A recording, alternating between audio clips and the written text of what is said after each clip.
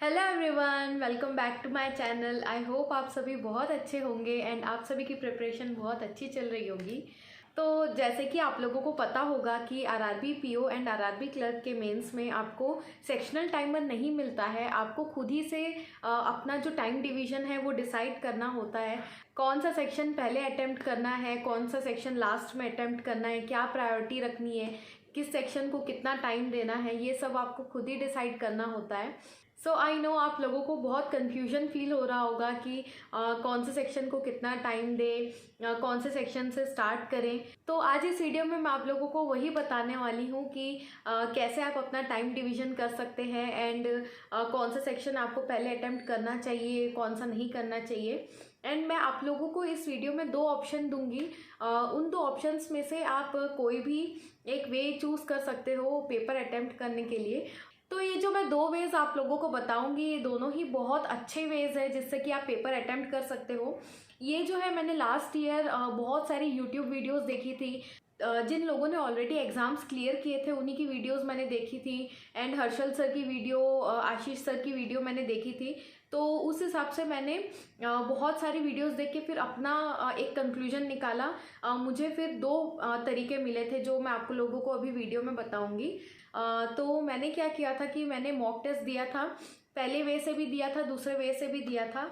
And मुझे जो तरीका सही लगा जिससे कि मैं ज़्यादा स्कोर कर पा रही थी, ज़्यादा अटेम्प्ट कर पा रही थी अपने क्वेश्चंस को, एंड मेरे लिए जो ज़्यादा कंफर्टेबल था उसी को फिर मैंने कंटिन्यू किया। एंड मैंने फिर डिसाइड किया कि इसी तरीके से मैं अपने एग्ज़ाम को अटेम्प्ट करूँगी। तो आप लोग भी इसमें से कोई भी एक तरीका यूज़ कर सकते हो। तो आई होप आप लोगों को ये वीडियो हेल्पफुल लगेगी। एंड आप लोगों को और भी कोई डाउट्स होते हैं एग्ज़ाम से रिलेटेड, आप मुझे कमेंट करके ज़रूर बताना। मैं पूरी कोशिश करती हूँ अपने कमेंट्स को रिप्लाई करने के लिए। एंड आगे भी मैं इंग्लिश के लिए एंड IBPS PO के लिए भी मैं बहुत अच्छी वीडियो लेकर आ रही हूँ। तो पूरी वीडियो को ध्यान से सुनिएगा एंड कमेंट करके मुझे ज़रूर बताना अगर आपको ये वीडियो हेल्पफुल लगती है तो चलिए वीडियो को स्टार्ट करते हैं।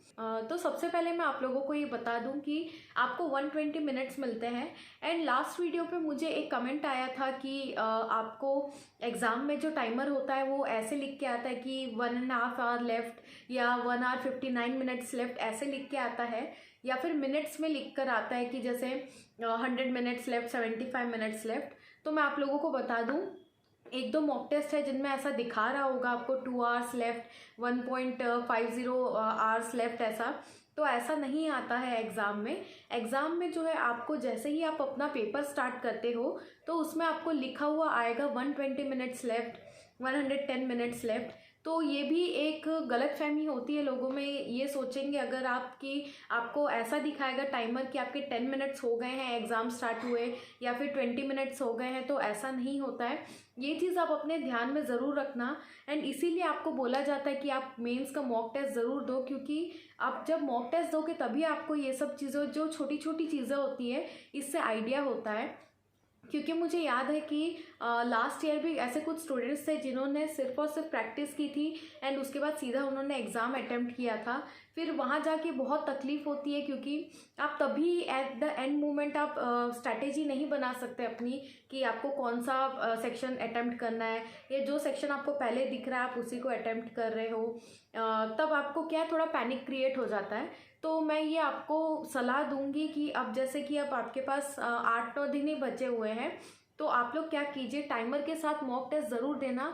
अगर ठीक है आपको प्रैक्टिस ज़्यादा करनी है, मॉक देने का उतना ज़्यादा टाइम नहीं मिल रहा है, तो एटलीस्ट 2 मॉक तो ज़रूर देकर जाना एग्ज़ाम के पहले। जैसे मैंने आपको बताया कि आपके जो टाइमर रहता है उसमें ऐसा लिख के आता है कि 80 मिनट्स लेफ्ट, 70 मिनट्स लेफ्ट। तो आपको जो है अपनी स्ट्रैटेजी उस हिसाब से बनानी है कि कितने मिनट्स लेफ्ट होंगे तब आपको अपना सेक्शन स्विच करना है। ये लास्ट ईयर मैंने एक वीडियो से, जब मैंने आपकी तरह मैं भी वीडियोस देखती थी कि कैसे पेपर को अटेम्प्ट करना है, तभी मैंने ये चीज़ सीखी थी कि आपको पेपर में ऐसा नहीं दिखाएगा कि 25 मिनट्स हो गए हैं तो आपने सोचा कि एक सेक्शन है उसको मैं 25 मिनट दूंगा तो अब स्किप कर लेता हूँ, ऐसा तो नहीं आएगा। तो इसके लिए आपको क्या करना है, आप एक जगह लिख के रख लीजिए कि मैं, जैसे मान लीजिए आपने रीजनिंग के लिए 35 मिनट्स देने की सोची, तो ऑब्वियसली 120 - 35 आप करोगे तो 85 मिनट्स बचेंगे। तो आप एक जगह लिख के रख लीजिए कि 85 मिनट्स लेफ्ट जब लिख के आएगा तब मैं वो सेक्शन को स्किप करूँगी।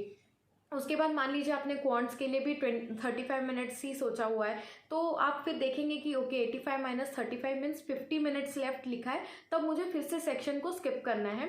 तो ये जो चीज़ आप हमेशा अपने पास जब भी मॉक टेस्ट दोगे तब लिख के रख लो, तो ये धीरे धीरे आपको याद हो जाएगा। एंड बाय चांस आपको याद नहीं भी होता है तो जब आप एग्ज़ाम देने जाएंगे तो आपको जब रफ शीट मिलेगी तब आप एक जगह छोटा सा लिख लेना। मैंने भी यही किया था। मैं जब मॉक टेस्ट देती थी तब मैं एक जगह लिख देती थी कि इतने इतने मिनट्स जब लेफ्ट होंगे तब मुझे स्किप करना है, नेक्स्ट सेक्शन पे जाना है। तो उससे क्या हुआ, मुझे फिर एग्ज़ाम के पहले तक याद हो गया था कि कब कब मुझे स्किप करना है। तो मैं दिखा देती हूँ आपको, अभी भी मेरे पास रखा हुआ है जिसमें मैंने लिखा था कि कितने मिनट्स बाद मुझे स्किप करना है। इसकी जो फ़ोटो है मैं अटैच कर दूँगी। यहाँ पे आप देख सकते हो कि 85 मिनट्स लिखा है, 50 मिनट्स, 25 मिनट्स। तो ऐसा मैं एक जगह लिख के रख लेती थी कि इतने मिनट्स बाद मुझे स्किप करना है। तो अब मैं आपको बताती हूँ कि आप क्या 2 स्ट्रैटेजी है जो फॉलो कर सकते हो पेपर अटेम्प्ट करने के लिए। तो पहली स्ट्रैटेजी ये है जो कि मैंने पर्सनली फॉलो की थी। मेरा जो है रीजनिंग स्ट्रॉन्ग था एंड इंग्लिश स्ट्रॉन्ग था पांचों सेक्शंस में से। Reasoning, quants, English, computer and GA, ये 5 सेक्शन आते हैं आपके। तो मैंने क्या सोचा था कि मैं रीजनिंग से पेपर स्टार्ट करूँगी। ये मैंने इसलिए सोचा था कि देखिए, अगर मैं English and GA and computer ये तीनों से स्टार्ट करती, बाद में रीजनिंग एंड क्वांट्स में से मैं स्विच करती, तो मेरे मन में ये डर था कि जैसे एग्ज़ाम ख़त्म होने को आता है तो हमारा जो पैनिक है वो स्टार्ट हो जाता है कि टाइम ख़त्म हो रहा है, हमको पेपर जल्द से जल्द कंप्लीट करना है। तो रीजनिंग एंड क्वांट्स एक ऐसी सब्जेक्ट है जिसमें आपको ज़्यादा दिमाग लगाना होता है एज़ कम्पेयर टू जीए एंड कंप्यूटर। क्योंकि देखिए, करंट अफेयर्स और कंप्यूटर एक ऐसा सब्जेक्ट है कि अगर आपको आंसर आता है तो आप मार्क करोगे, नहीं तो आप स्किप कर दोगे। उसमें आपका ज़्यादा जो है ब्रेन कंज्यूम नहीं होता है।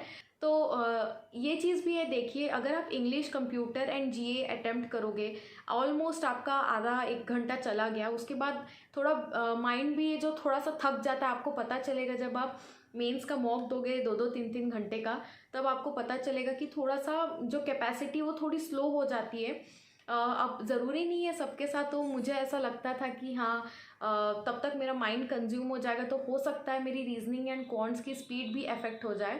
तो मैंने क्या किया था, मैंने रीजनिंग से अपना जो है पेपर स्टार्ट किया था। रीजनिंग के बाद मैंने क्वांट्स अटेम्प्ट किया, क्वांट्स के बाद मैंने इंग्लिश का सेक्शन अटेम्प्ट किया, उसके बाद मैंने कंप्यूटर एंड जीए जो भी मुझे लगता था कि पहले अटेम्प्ट करना है वो मैंने अटेम्प्ट किया था। तो इससे क्या हुआ कि जो फर्स्ट आप पेपर जब स्टार्ट करते हो तो स्पीड ऑटोमेटिकली आपकी ज़्यादा रहती है। तो रीजनिंग एंड क्वांट से स्टार्ट करने का ये आपको बेनिफिट मिल जाएगा कि आपकी स्पीड अच्छी रहेगी एंड आप फ्रेश स्टार्ट करें, फ्रेश माइंड से आप स्टार्ट करें तो आपका दिमाग भी बहुत अच्छा चलेगा। तो ये इसका एडवांटेज है। दूसरा एक और स्ट्रैटेजी है जो आप फॉलो कर सकते हो। देखिए, कई बार ऐसा होता है कि जो स्टूडेंट्स होते हैं जो रीजनिंग एंड क्वांट से स्टार्ट करते हैं, कई बार ऐसा होता है कि कोई पजल में या फिर कोई डीआई में अटक गए तो उनको और डिमोटिवेशन फील हो जाती है। तो बाकी का जो आधा घंटा होता है या अदर हाफ आप बोल सकते हो, जो टाइम आप इंग्लिश, कंप्यूटर एंड जीए को दे रहे हो, उसमें क्या होता है उनकी परफॉर्मेंस बहुत अफेक्ट हो जाती है। तो वो सोच के वो क्या करते हैं कि पहले जीए, कंप्यूटर एंड इंग्लिश से स्टार्ट करते हैं, फिर बाद में रीजनिंग एंड क्वांट्स को देते हैं। तो ये जो दूसरी स्ट्रैटेजी है उसका मैं एडवांटेज भी आपको बता दूंगी एंड डिसएडवांटेज भी मैं आपको बता दूंगी।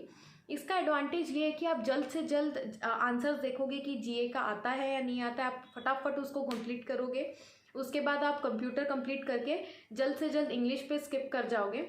इंग्लिश आप अटेम्प्ट करने के बाद आपके पास जितना ज़्यादा आप टाइम निकाल पाओगे, जितना जल्दी आप कंप्यूटर, इंग्लिश और करंट अफेयर्स करोगे, उतना ज़्यादा आपको रीजनिंग एंड क्वांट्स के लिए आपको टाइम मिलेगा। तो ये सोच के भी ये वाली स्ट्रैटेजी कई लोग अपनाते हैं कि रीजनिंग एंड क्वांट्स के लिए हम ज़्यादा टाइम निकाल पाएंगे। तो ये जो 2 स्ट्रैटेजी आप फॉलो कर सकते हो कि दूसरी स्ट्रैटेजी जैसे मैंने बताया, पहले आप लोगों ने जीए कंप्यूटर कर लिया, देन इंग्लिश कर लिया, देन रीजनिंग एंड क्वांट्स कर लिया। तो मुझे पर्सनली पहली वाली स्ट्रैटेजी जो मैंने आपको बताई, रीजनिंग, क्वांट्स, इंग्लिश, कंप्यूटर, जीए, यही मैंने फॉलो किया था। अब मैं आपको बताती हूँ कि मैंने अपना टाइम कैसे डिस्ट्रीब्यूट किया था। मैंने रीजनिंग को, जैसे मैं स्टार्ट करती थी, रीजनिंग को मैंने 35 मिनट्स दिया था, क्वांट्स को भी मैंने 35 मिनट्स दिया था। उसके बाद मैंने इंग्लिश को 25 मिनट्स दिया था। बाकी के जो बचे 25 मिनट्स हैं, मैंने सोचा था कि इस 25 मिनट्स में जितना जल्दी हो सके मैं उतना करंट अफेयर्स एंड कंप्यूटर को जो क्वेश्चंस हैं उनको अटेम्प्ट कर लूँगी। और मुझे ये पता था कि मेरे पास टाइम तो ज़रूर बचेगा, तो जो आखिरी के मेरे पास 10 मिनट बच ही जाते थे उसमें मैं वापस से रीजनिंग एंड क्वांट्स के कुछ ऐसे क्वेश्चंस होते हैं जो आपसे पहली या दूसरी अटेम्प्ट में सॉल्व नहीं होते हैं, पर आपको ये पता होता है कि अगर आप एक अटेम्प्ट उसको और देंगे, एक बार आप कोशिश करेंगे तो शायद वो सॉल्व हो जाएगा। या कुछ क्वेश्चंस होते हैं जो आप आखिरी के लिए छोड़ते हैं। आखिरी के 10 मिनट में मैं रीजनिंग एंड क्वांट्स के उन क्वेश्चंस को मैं सॉल्व कर लेती थी। तो इससे क्या हुआ कि ये जो है, मैंने मॉक टेस्ट में जब मैंने ये स्ट्रेटेजी फॉलो करके देखी तो मेरे लिए बहुत अच्छा वर्कआउट किया पर्सनली। मैं ज़्यादा से ज़्यादा क्वेश्चंस को अटेम्प्ट कर पाई। एंड आपको तो पता ही है, मैंने स्कोर कार्ड भी अपने अपलोड किए हुए हैं। RRB PO and RRB clerk mains में बहुत अच्छा स्कोर कर पाई थी मैं, खासकर कि आरआरबी पीओ मेंस में। मुझे खुद भी नहीं लगा था कि मैं इतना अच्छा स्कोर कर पाऊँगी ऑनेस्टली, पर ये स्ट्रैटेजी मेरे लिए बहुत अच्छा काम कर गई। तो जो स्कोर कार्ड है, आप लोग मेरे चैनल पर जाकर देख सकते हो। आने वाले टाइम में मैं और एक दो मेरे स्कोर कार्ड्स बचे हुए वो भी मैं अपलोड करूँगी।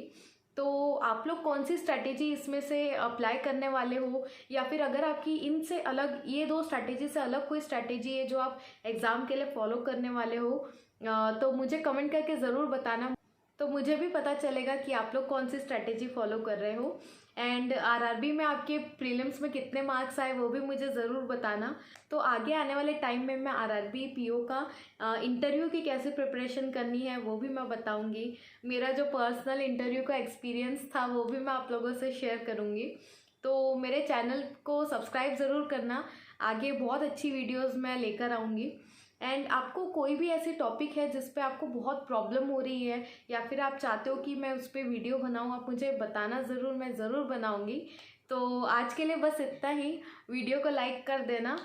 तो मिलते हैं नेक्स्ट वीडियो में, तब तक के लिए बाय बाय।